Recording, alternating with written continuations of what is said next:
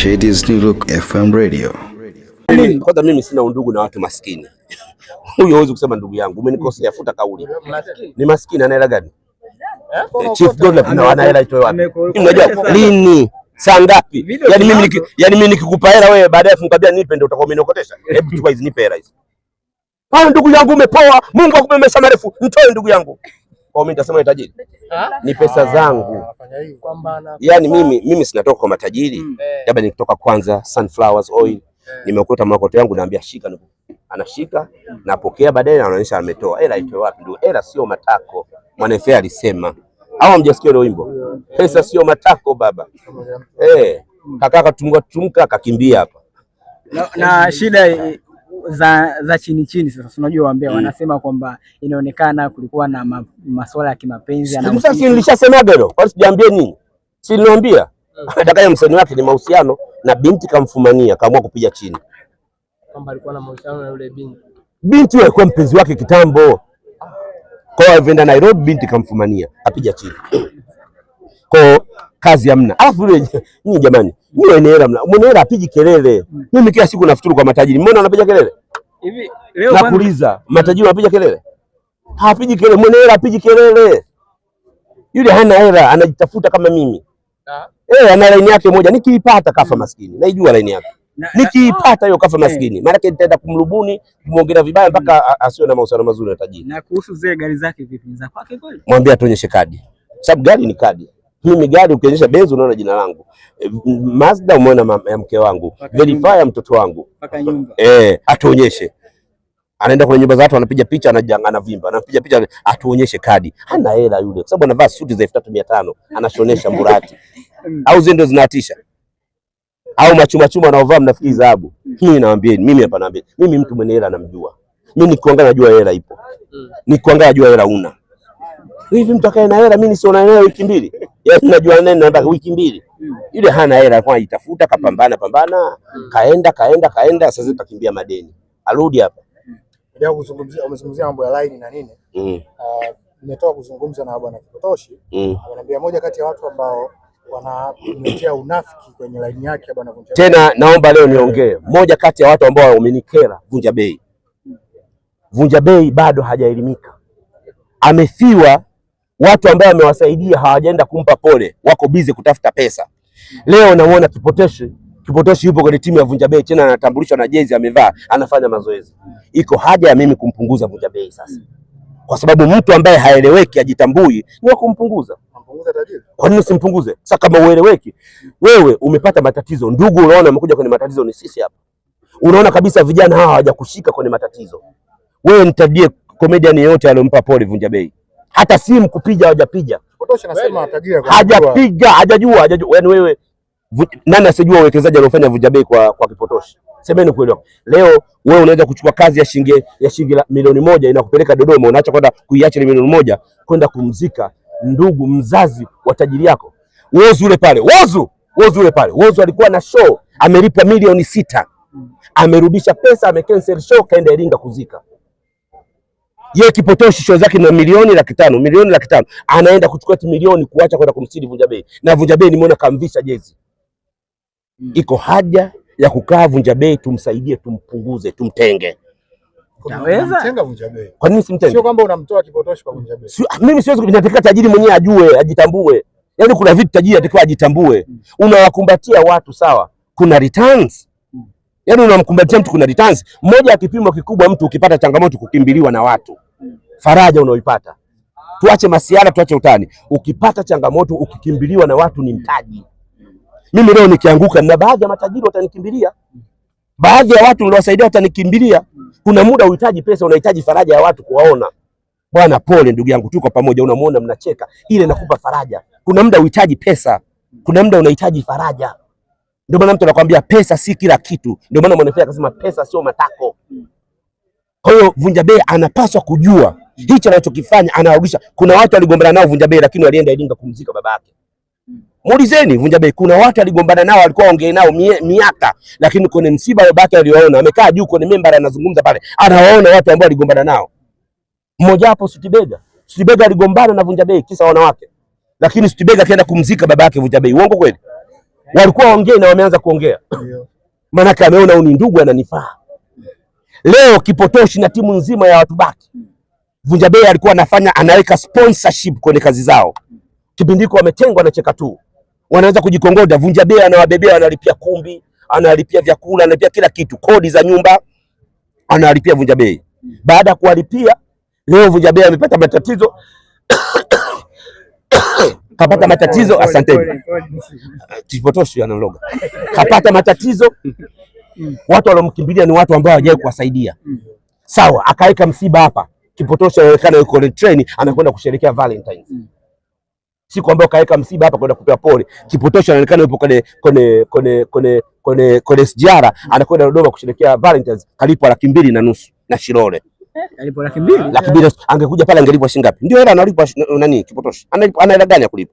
Mtu anakaa pembezoni kabisa mule mwa mto.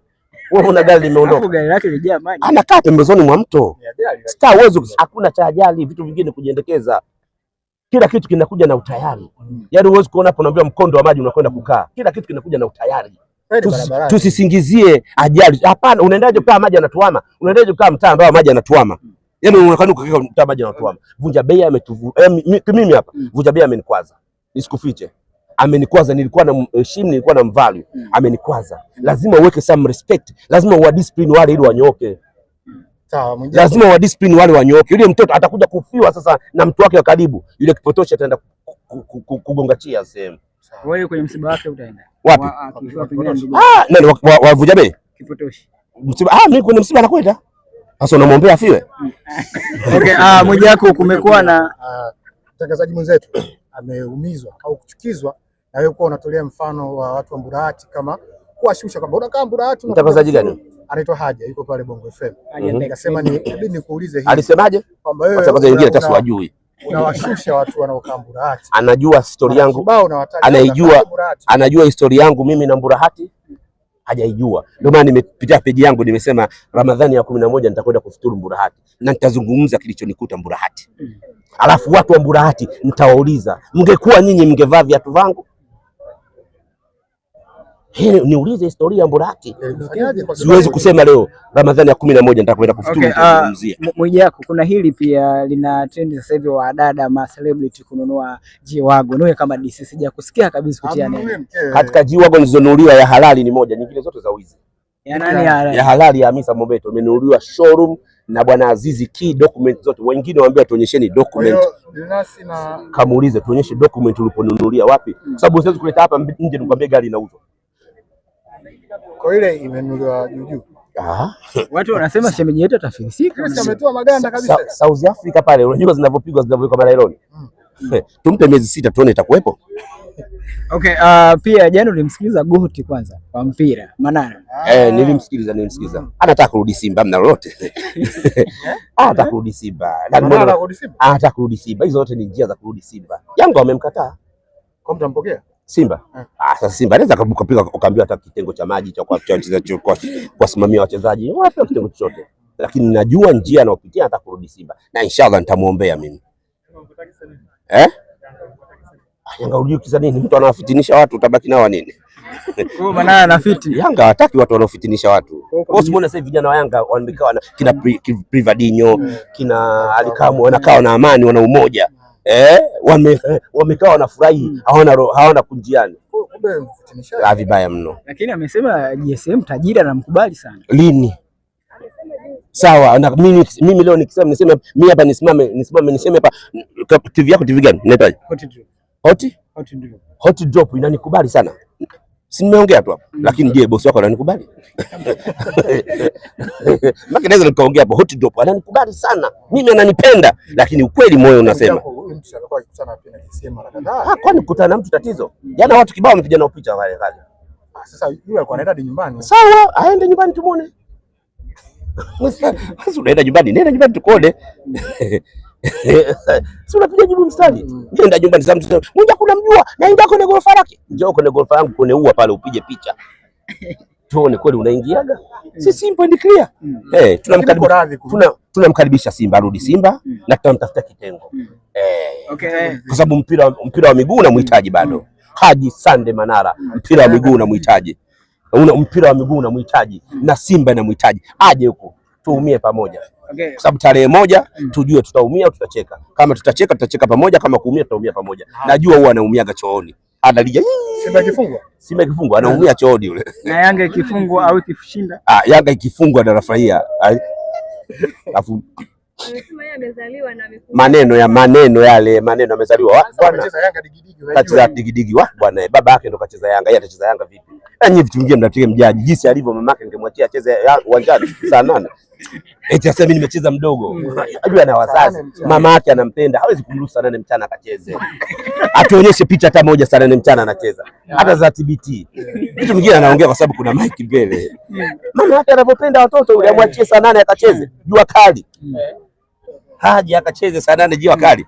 Hapana, aseme anaongea kuchangamsha tu, press nini imeenda vizuri, amechangamsha, lakini sio kucheza saa 8. Nasema hakuna kumtoa Yanga. Ukitaka historia kitafuta familia Makumbi Juma. Makumbi Juma. Unamjua Makumbi Juma? Mtafute mwambie nipe historia ya Sande Manara. Atakwambia. Vitu wote anaongea jana ni urongo. Wasemaji bwana, kila mtu ana mdomo wa kusema. Kila mtu yeye ana staili yake. Zamani alikuwa anapanda baiskeli wasemaji. Hapana, yeye ndo anasema hivyo. Riziki zimefunguka sasa hivi, digital imetake over, kila mtu anapata riziki. Zamani kulikuwa na online hivi nyingi. Sio watu walikuwa wanatumia mainstream. Digital imetake over. Everyone anatumia opportunity anakwenda.